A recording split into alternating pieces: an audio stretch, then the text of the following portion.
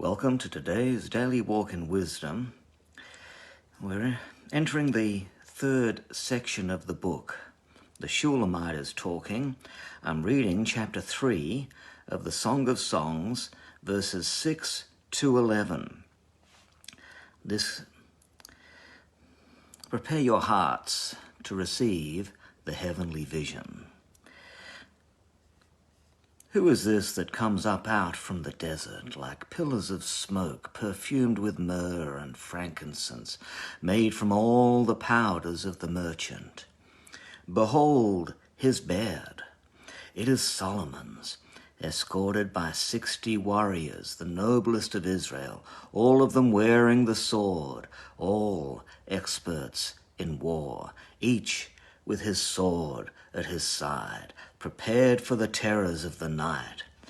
King Solomon made for himself the chariot. He made it of wood from Lebanon. Its posts he made of silver, its base of gold, its covering of purple, the midst of it being paved with love for the daughters of Jerusalem.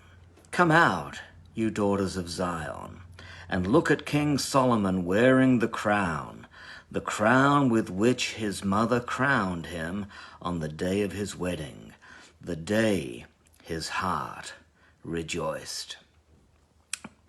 This is the beginning of the third section of the Song of Songs, and it directs us toward the restoring of true love. The first, second, and third portions of the book all begin with a new revelation of the king. The Shulamite's first contact with the king developed a desire within her for him to kiss her. The Shulamite's second contact, or the second section, I should say, introduced us to a new phase of God's activity. He is now the leaping God, leaping on mountains. The second and the third section emphasize his coming. The second section said, "Behold, he comes." And this third section begins with, "Who is this? Who is this that comes?" Referring to what we call the blessed hope, or the second coming of Jesus, because Jesus arose and entered heaven, and he said his promise was that he would return in the same manner in which he had left. So the second coming, or the blessed hope, is being referred to here in the Song of Songs, and it talks about the place that the bride, the church, enjoys in that event. The third section, what we're in now, opens with the heavenly vision. Have you ever wondered what it must have been like for John the Revelator to be in the Spirit on the Lord's Day, and all the things that he saw, everything that he saw he wrote about in the book of Revelation? And I don't know about you, but when I read the book of Revelation, I am just amazed at the ability that John had to convey to us in ways in which we can understand the things that he had seen in heavenly places.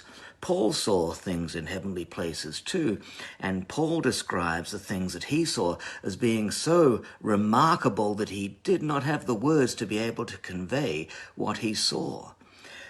When he saw the heavenly vision, from the time that John had that heavenly vision, everything about him changed, and his perspective on life changed. And when you read his epistles, 1 John and 2 John and 3 John, you read there about how the heavenly vision had affected him and how it brought him to the place where all that he would write about was love. Because the heavenly vision is the vision of love. That's what the heavenly vision will do for you.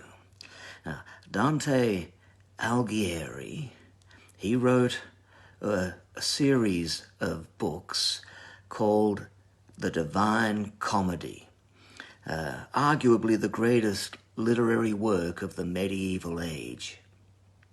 That arose out of this kind of vision that we're talking about today.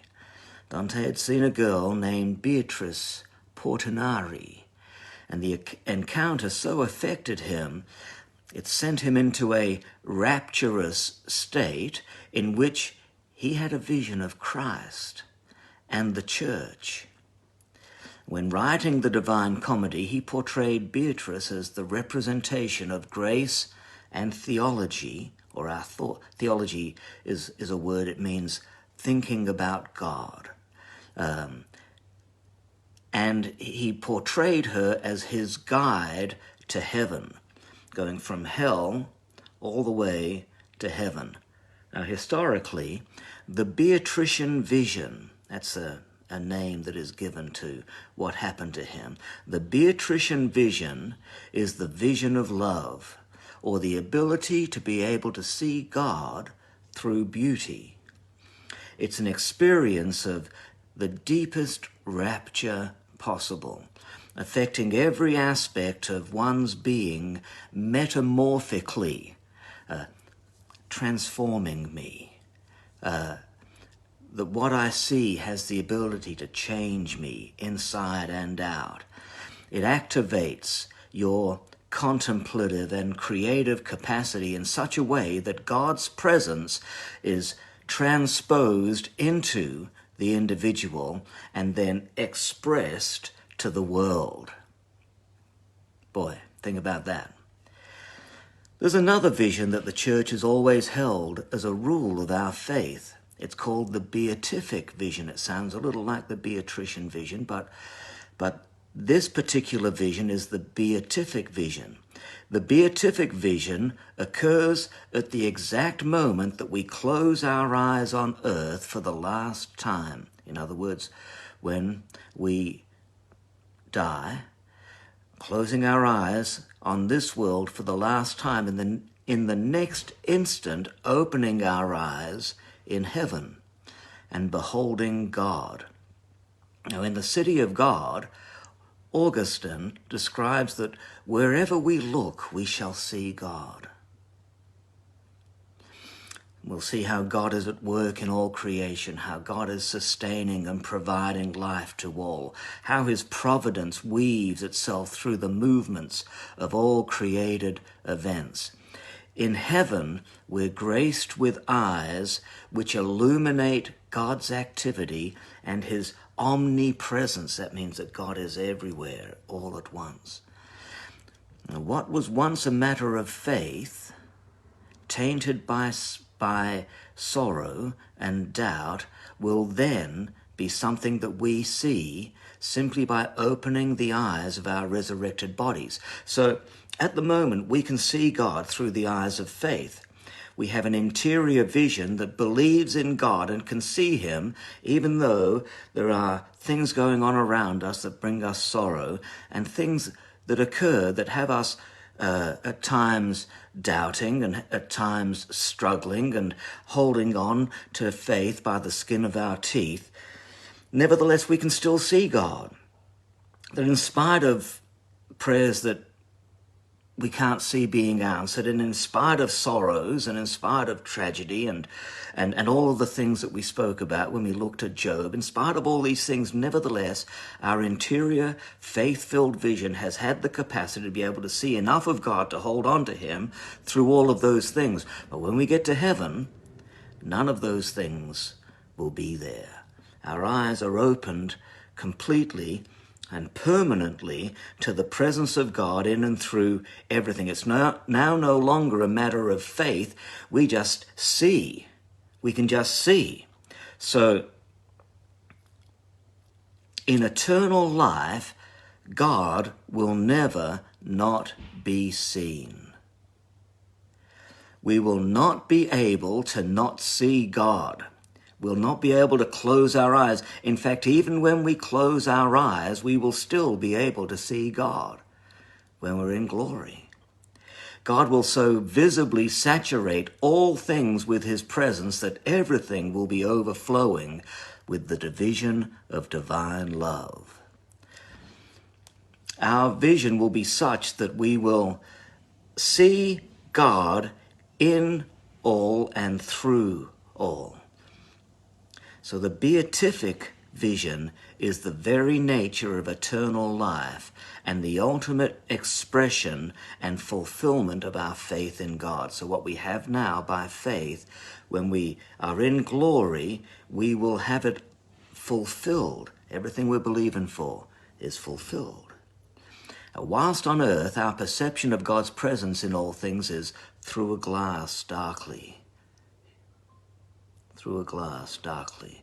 However, here, in the beatific vision, is a possibility and has been an experience of God's saints, even experienced on occasion here on earth. That's a challenge, but it's true. It comes suddenly, it comes spontaneously. At God's volition, God at times and on occasions will open our eyes so that we can see his glory even through things here on earth. This is before we get to heaven.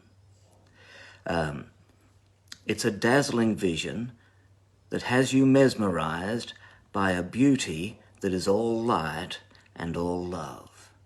And your natural eyes will gaze and see what the inner eyes or the interior eyes of your heart can see by faith. You will see God in and through all things, and you will especially see God in and through all things that have beauty about them. So the Beatrician vision, the vision of beauty, opens our hearts to the beatific vision. And we could just as easily say it like this: love opens the eyes of the beholder to see true beauty. So in this way, beauty is in the eye of the beholder, because the beauty that the eye of the beholder sees is actually a beauty that exists. So, boy, I think I'm going to leave it there, because I'll just end up getting myself in trouble if I talk about this too much and keep on expressing things that Paul found inexpressible. And I also find these things a little inexpressible. Nevertheless, I hope I've inspired you to believe that God can open your eyes to see things beyond that which is merely material, that you will see something more, especially in the beautiful things of this earth, especially in love and in romance and in the light of God that he emits through his word and through the preaching of the word and through worship and through music and all of the beautiful things. And when you look out in the night sky and see all the stars, don't just see the material, see the inexpressible, the beauty of God.